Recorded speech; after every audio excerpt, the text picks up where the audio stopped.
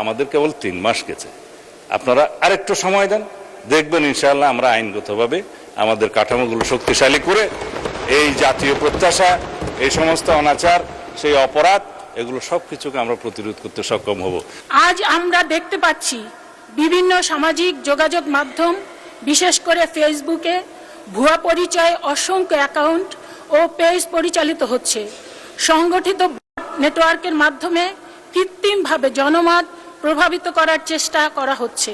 মাননীয় স্বরাষ্ট্রমন্ত্রী জনাব সালাউদ্দিন আহমেদ, এই বিষয়ে আপনার বিবৃতি প্রদানের জন্য আহ্বান জানাচ্ছি।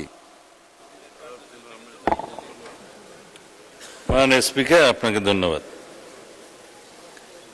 এইরকম একটা প্রশ্নের অপেক্ষায় আমরা ছিলাম। আমরা এর জাতীয় গুরুত্ব সবাই অনুধাবন করেছি, এই জন্য সবাইকে ধন্যবাদ।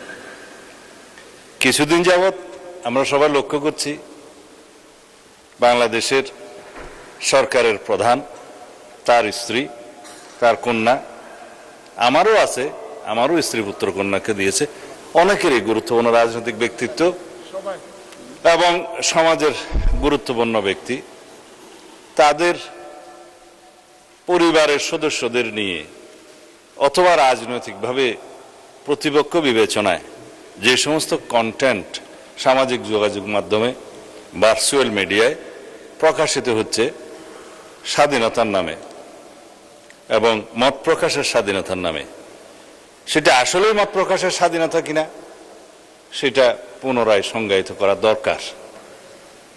আমরা সেজন্য এই সামাজিক যোগাযোগ মাধ্যম বা যেটাতে আইনি ভাষায় আমরা বলছি cyber space, which includes everything, social communication media, virtual media সহ সব কিছু ইনক্লুড করা হবে এবং এই সংজ্ঞাগুলো নতুনভাবে সংজ্ঞায়িত হচ্ছে।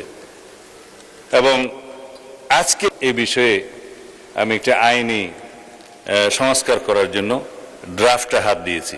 আমি জানতাম না আজকে এই কোয়েশ্চেনটা এখানে আসবে, এবং এটা মন্ত্রণালয় হিসেবে তথ্য মন্ত্রণালয়ের বিষয় যেহেতু কোরিলেটেড, আর এখানে সংসদের একটা বিধি মোতাবেক কেউ না থাকলে আমার জবাব দেওয়ার একটা বিধান আছে, সেই জন্য মাননীয় চিফ হুইপ একটা চিঠি আপনাদের দিয়ে রাখছে। ওই হিসাবে বলছি, উদ্দেশ্য ও কারণ সম্বলিত প্যারার মধ্যে আমরা যেটা ড্রাফট করার চিন্তা করছি খসড়া, তার মধ্যে শুধু কয়েকটা লাইন পড়ি। সাইবার স্পেসে গুজব, অপতথ্যের ক্রমবর্ধমান বিস্তার, কৃত্রিম বুদ্ধিমত্তা অর্থাৎ আর্টিফিশিয়াল ইন্টেলিজেন্স ব্যবহার করে বিভ্রান্তিকর, অপমানকর, বিরক্তিকর ও মানহানিকর কন্টেন্ট তৈরি এবং প্রচারের প্রবণতা, সামাজিক যোগাযোগ মাধ্যমে ক্ষতিকর কন্টেন্ট দ্রুত অপসারণের প্রয়োজনীয়তা এবং আন্তর্জাতিক প্রযুক্তি প্ল্যাটফর্মের ফর্মসমূহের সাথে অধিকতর কার্যকর সমন্বয়ের জন্য সাইবার সুরক্ষা আইনের একটা সংশোধনী আনতে হবে। সেটা